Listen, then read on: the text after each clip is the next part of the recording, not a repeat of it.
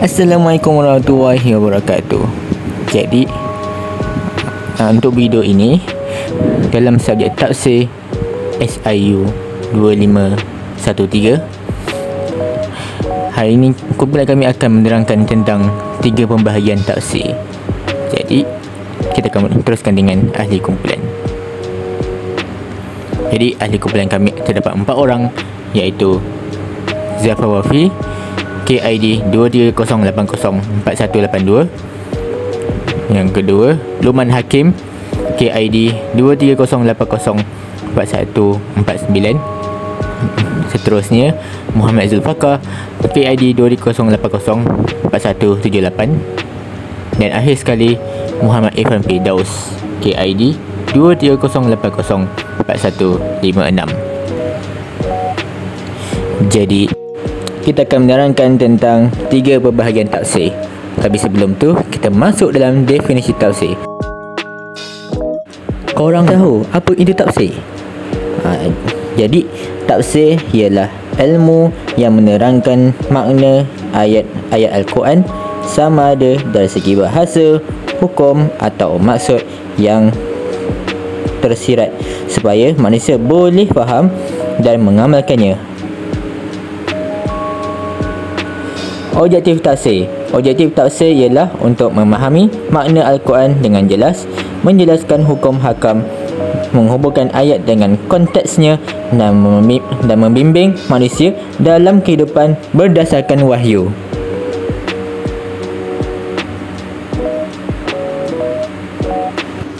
Jadi di sini terdapat 3 pembahagian tafsir, iaitu yang pertama tafsir bil mathur, yang kedua tafsir bil ra'i, yang ketiga tafsir al-Isyari ataupun dikenali sebagai tafsir al-Sufi.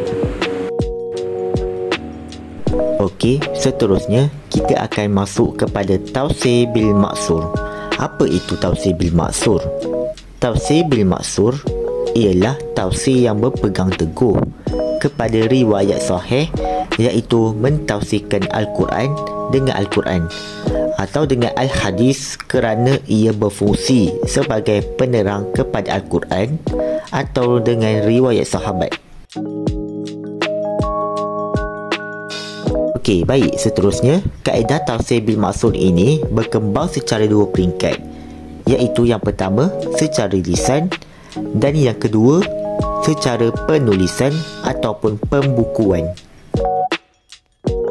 Kemudian kita akan masuk kepada syarat-syarat tafsir bil maksur. Okey, yang pertama, mengetahui pengetahuan yang cukup mengenai ilmu sunnah, riwayah dan dirayah. Kemudian yang kedua, iaitu benar-benar mengetahui sunnah yang berkaitan dengan tafsir, kata-kata sahabat, tabi'in dan imam-imam mujtahid. Yang ketiga, iaitu berkemampuan mengumpul dan menserasikan riwayat-riwayat yang bercanggah. Yang keempat, mengetahui hakikat perselisihan tafsir dan sebab-sebabnya. Yang kelima, mengetahui tentang asbab al-nuzul dan ilmu nasikh mansukh. Yang keenam, tidak bersandarkan kepada riwayat-riwayat Israiliyat. Okey, baik, seterusnya kita akan masuk kepada sumber tafsir bil maksur. Okey, sumber pertama tafsir bil maksur ialah tafsir Al-Quran dengan Al-Quran. Seterusnya, yang kedua iaitu tafsir Al-Quran dengan hadis Rasulullah sallallahu alaihi wasallam. Seterusnya, yang ketiga iaitu tafsir Al-Quran dengan pendapat dan ijtihad sahabat. Dan yang terakhir iaitu tafsir Al-Quran dengan pendapat tabi'in. Okey, baik, seterusnya kita akan masuk kepada karya tafsir bil maksur. Karya tafsir bil maksur yang pertama iaitu Kitab Jami' Al-Bayan fi Tafsir Al-Quran, iaitu oleh Ibnu Jarir Al-Tabari. Seterusnya, yang kedua iaitu Kitab Al-Muharrir Al-Wafis fi tafsir Al-Kitab Al-Aziz oleh Ibnu Atiyah. Dan yang terakhir iaitu Kitab Tafsir Al-Quran Al-Azim oleh Ibnu Katsir. Tafsir bi ar-ra'yi. Kategori tafsir bi ar-ra'yi. Yang pertama, tafsir bi ra'yi al-mazmum. Maksudnya, pentafsiran yang dilakukan oleh orang-orang yang tidak berkelayakan untuk mentafsir ayat-ayat Al-Quran atau mentafsirkan dengan hawa nafsu atau menyokong mazhab yang sesat. Yang kedua, tafsir bi ra'yi al-mamduh. Maksudnya ialah tafsir yang berlandaskan ilmu pengetahuan yang mantap dalam bahasa Arab, kaedah perundangan dan asas-asas agama. Sumber-sumber tafsir bi ra'yi. Yang pertama, merujuk terus kepada Al-Quran. Yang kedua, nukilan daripada Rasulullah SAW dengan menghindarkan yang dhaif dan maudhu'. Yang ketiga, riwayat yang sahih daripada sahabat dan tabi'in. Yang keempat, ilmu bahasa Arab. Dan yang terakhir, tuntutan daripada makna ungkapan ayat. Karya tafsir bi ra'yi. Yang pertama, kitab Tafsir Al-Kabir yang dihasilkan oleh Fakhruddin Ar-Razi. Yang kedua, kitab Tafsir Al-Kashaf yang dihasilkan oleh Al-Zamakhsyari. Yang ketiga, kitab Ruh Al-Ma'ani fi Tafsir Al-Quran Al-Azim wa Al-Sab'u Al-Mathani yang dihasilkan oleh Al-Alusi. Definisi Tafsir Al-Ishari. Tafsir Al-Ishari atau Al-Sufi definisikan sebagai pentakwilan ayat-ayat Al-Quran tanpa berpandukan kepada kenyataan zahir ayat. Sebaliknya, berdasarkan tanda-tanda tersembunyi yang hanya diketahui oleh ahli tasawuf.